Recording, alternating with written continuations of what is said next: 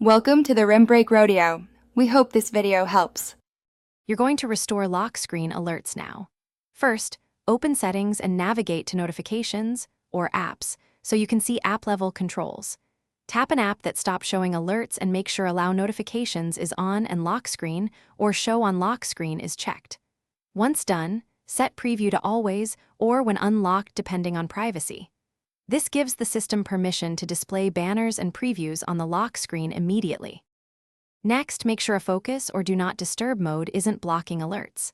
Open Focus or Do Not Disturb settings and look for an active profile. Turn it off or edit allowed notifications. Add the apps you want as exceptions so they can break through. Also verify schedules and bedtime mode. If a schedule runs, notifications stay hidden even with permission.